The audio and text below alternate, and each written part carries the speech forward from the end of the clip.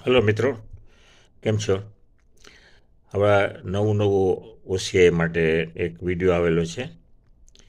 તેમાં કંઈ બીવાની કાંઈ જરૂર નથી. એ વધારે જે ઓસીઆઈ લાગુ પડશે એના માટે કે જે ઇન્ડિયાથી આવેલા ઇન્ડિયન પાસપોર્ટ ઉપર અને ત્યારબાદ પછી એને ફોરેન નેશનાલિટી લઈ લીધી. એક્ઝામ્પલ કે બ્રિટિશ કે American whatever it is. કારણ કે Indian government dual nationality allow નથી કરતા. તો એ લોકોએ ખાસ ધ્યાન રાખવાનું કે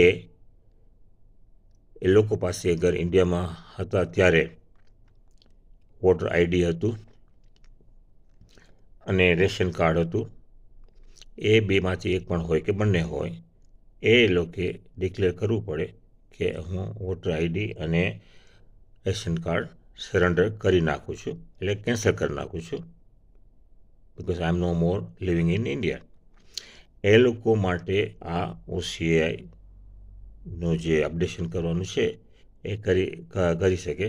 બાકી those have Born in out of this thing એને ડાયરેક્ટ બ્રિટિશ પાસપોર્ટ મળેલો કે foreign passport, they don't have to worry about it.